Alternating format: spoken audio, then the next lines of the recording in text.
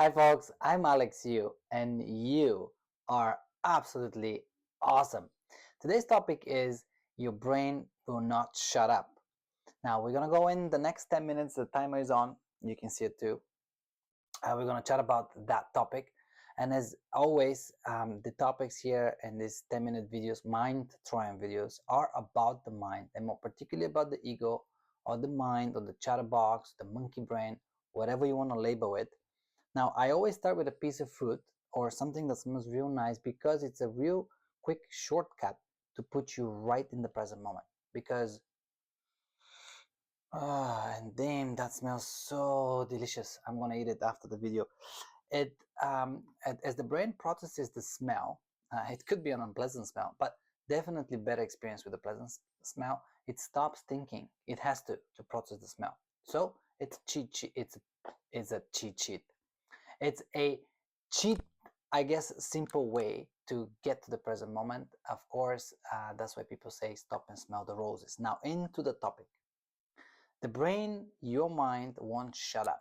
The monkey brain, and we're talking about here, not the actual organ, the actual brain, but we're talking about the mind, the monkey brain, or the ego. Now, it won't shut up because that is its function. If you want the mind to calm down and to stop, is like by itself, is like wanting your lungs to stop breathing, or your heart to stop beating, or the dog to stop barking, or the cat to stop meowing, or the horse to stop running. Those are things that are functions of the things I listed, meaning that the function of your heart is to beautifully beat and keep things moving in your bloodstream. But when it comes to the brain, and more particularly what we call the mind, the human mind, its function is to think. And over this human evolution, let's say, we've created a little thing that is called the self, the ego self, the egoic self, which takes a centerpiece of this mind, right? The story that's in your mind, the collective stories. The one thing that kind of holds them all together, I guess, or makes sense of all these thoughts, is the self that you buy into, that I buy into. Obviously, that self has a name, it has a history, it has a lot of stories about it, a lot of characteristics about it. It has past, present, not much, and future. Now, it won't shut up the brain and the mind because that is what it does.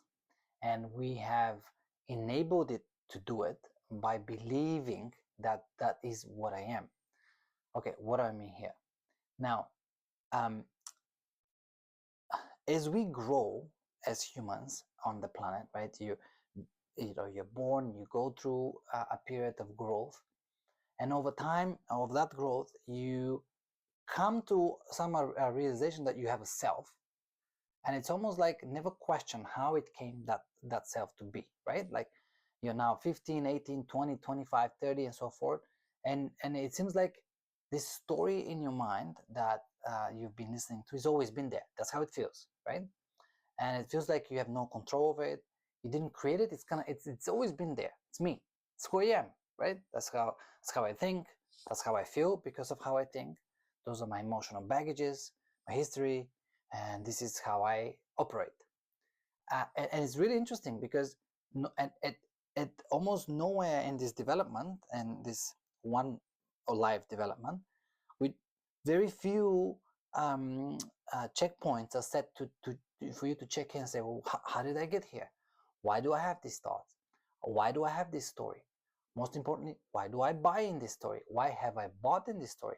Can I question this story?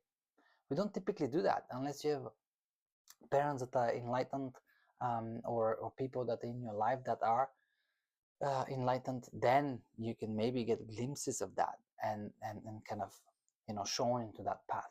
But typically, no, we grow and we continue to evolve this self, the ego self, right? It gets bigger in his thoughts. Now, over as that's happened, like at the same time, you, the beautiful being that you are, that has nothing to do with these thoughts, Okay, again, the being that you are has absolutely no relationship within that with that ego self, except believing it is that.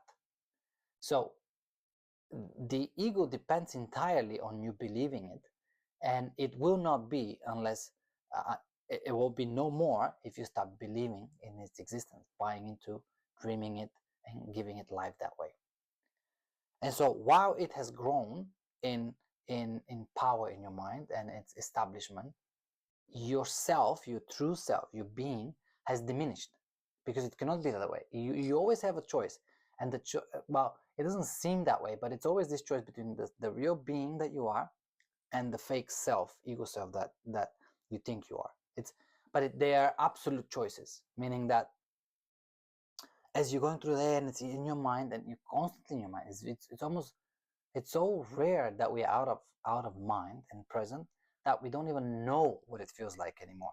So as you're going into that rabbit hole of the thought built self, your being diminishes, right? It's in the back burner.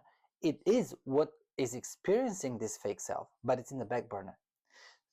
And so not only the ego has grown over as you've developed, but your true self has diminished. And so that's a problem. And the feeling that this generates is that the mind, it feels like it's in control of you, and it feels like it kind of, you're imprisoned by it and you don't have a choice, and it's kind of, it's an over encompassing and there's no way out, right? The thoughts, the heaviness of the thoughts, with all its polarities and color, right? And color by that might seem that it's good. It isn't good, right? And so it can really overwhelm and really give the sensation that, well, there's nothing I can do. That is who I am. This is what I am. There's no changing it. Now, here's what we do. Like, as I said, the mind won't shut up, but this is the things we do to try to shut it up, whether we realize that or not.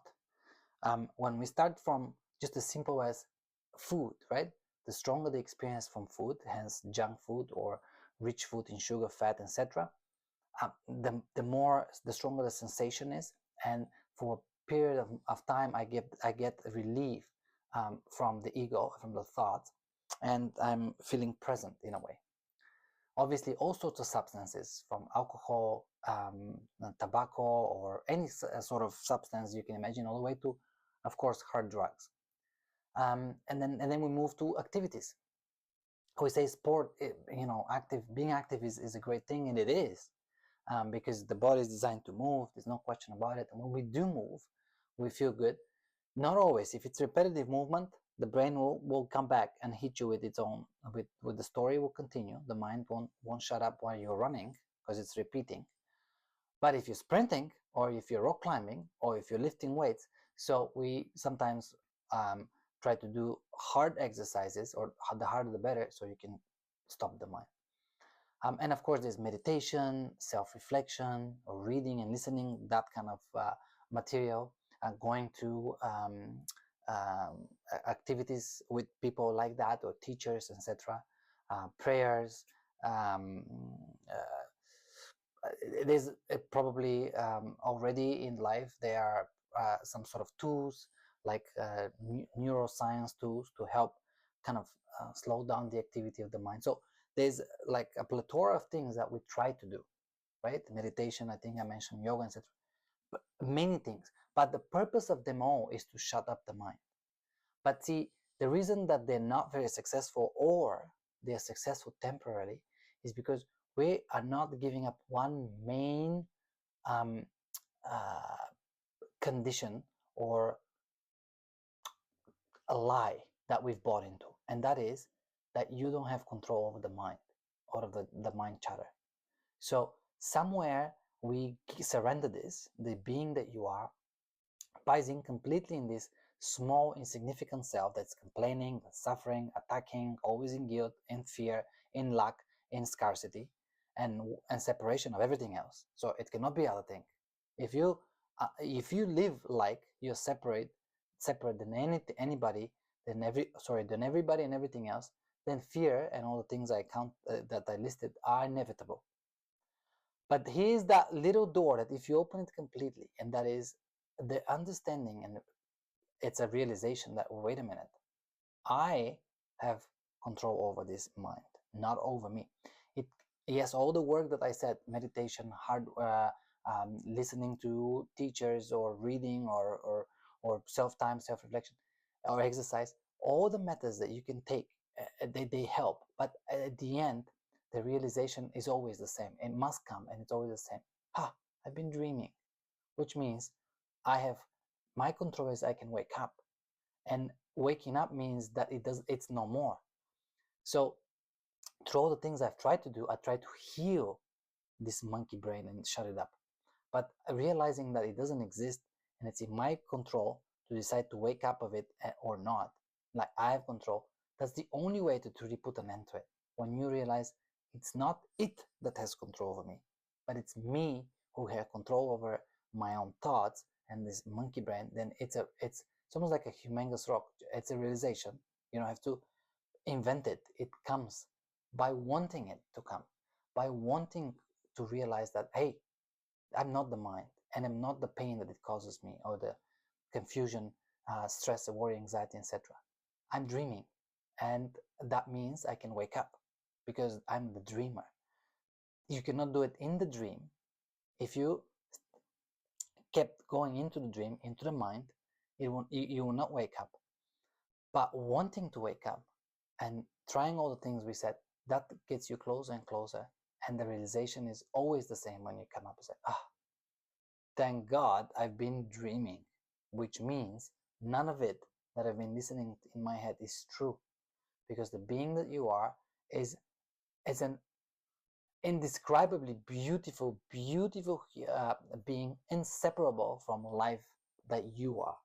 And so it's bought into that small little story, but it has an end to it by realizing that you are in control, you're the dreamer, and as such, you can wake up.